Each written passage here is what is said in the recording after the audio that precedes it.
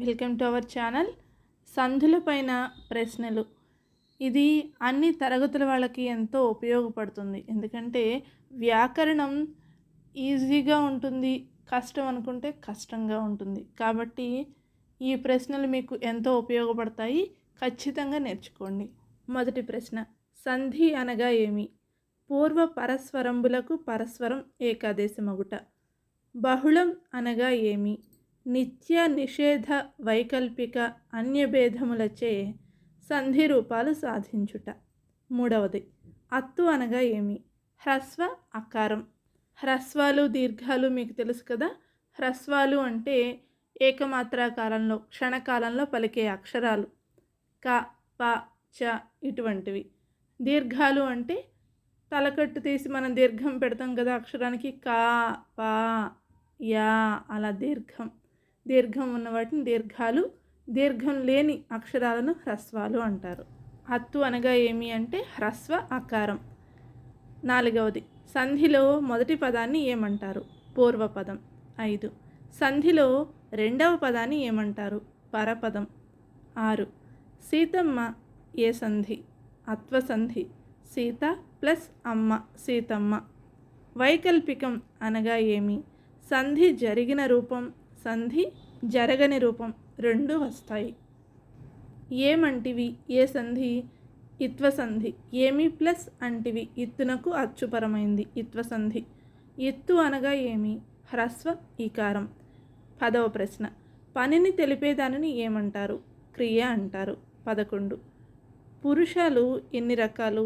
పురుషాలు 3 రకాలు, ఉత్తమ, మధ్యమ, ప్రథమ. తర్వాత 12వ ప్రశ్న, త్వార్థం అనగా ఏమి? భూతకాల అసమాపక క్రియ. 13, ఉత్తు అనగా ఏమి? హ్రస్వమైన ఉకారం. రాముడతడు ఏ సంధి? ఉత్వసంధి. రాముడు ప్లస్ అతడు ఉత్తునకు అచ్చుపరమైంది.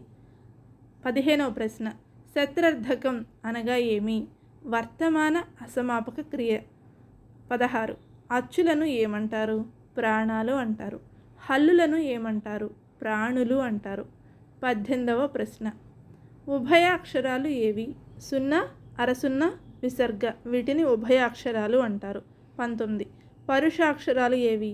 కచట తపలను పరుషాలు అంటారు. 20, సరళాక్షరాలు గజడ దబలను సరళాక్షరాలు అంటారు. తత్సమం అనగా ఏమి? సంస్కృత ప్రాకృత పదాలతో సమానమైనది. 22, తద్భవం అనగా ఏమి? సంస్కృత ప్రాకృత పదాల నుండి పుట్టినది. అంటే తత్సమం, తద్భవం అంటే ప్రకృతి వికృతులు అన్నమాట. తర్వాత ఆదేశం అనగా ఏమి? ఒక వర్ణం స్థానంలో మరొక వర్ణం వచ్చి నిలుచుట. ఇదంతా సంధి జరిగేటప్పుడు ఆదేశం అగును అని అంటూ ఉంటాం కదా మనం. అంటే ఒక అక్షరం ప్లేస్లోకి ఇంకో అక్షరం వచ్చి చేరటాన్ని ఆదేశం అంటారు. ఆగమం అనగా ఏమి? అదనంగా ఒక వర్ణం వచ్చి చేరుట. సంధి జరిగేటప్పుడు లేనటువంటి అక్షరం వచ్చి చేరుతుంది కదా, దాన్ని అక్షరం ఆగమం అంటారు. వర్ణం అనగా ఏమి? అక్షరం. వర్ణాన్ని అక్షరం అంటారు. అత్తునకు సంధి బహుళంగా వస్తుంది. ఇది ఏ సంధి సూత్రం? అత్వసంధి సూత్రం. ఏమి మొదలైన పదాల్లోని ఇత్తునకు సంధి వైకల్పికంగా అవుతుంది. ఇది ఏ సంధి సూత్రం? ఇత్వసంధి సూత్రం. తర్వాత క్రియాపదాల్లోని ఇత్తునకు సంధి వైకల్పికంగా అవుతుంది. ఇది ఏ సంధి సూత్రం? ఇత్వసంధి సూత్రం. 29వ ప్రశ్న, త్వార్థమైన ఇత్తునకు సంధి లేదు. ఇది ఏ సంధి సూత్రం?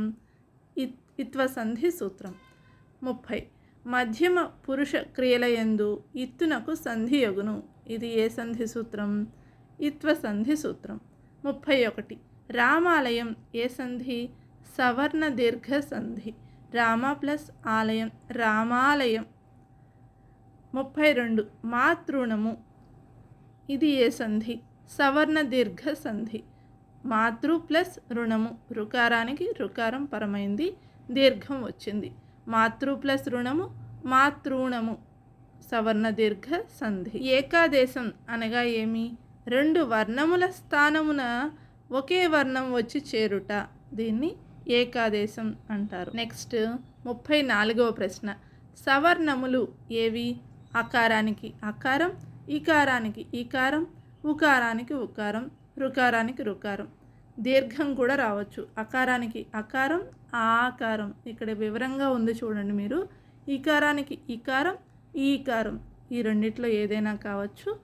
సవర్ణాలు అంటారు. అవే అచ్చులు అని అర్థం, అవే అక్షరాలు అని అర్థం.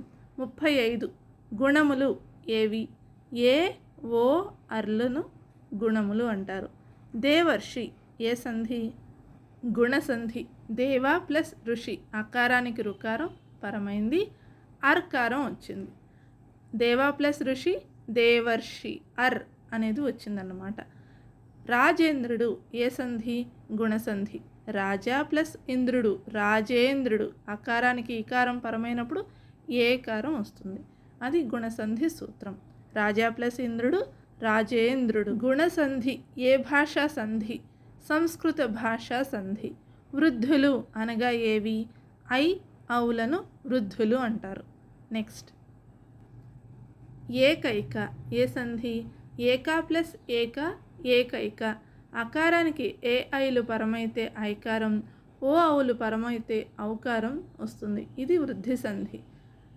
దేశౌన్నత్యము దేశ ప్లస్ ఔన్నత్యము దేశౌన్నత్యము. తర్వాత భానుదయం భాను ప్లస్ ఉదయం భానుదయం. నెక్స్ట్ రాజర్షి రాజా ప్లస్ ఋషి రాజర్షి. ఎన్నులు ఏవి? యావారాలను ఎన్నులు అంటారు. తర్వాత యణాదేశ సంధి ఏ భాషా సంధి? సంస్కృత భాషా సంధి.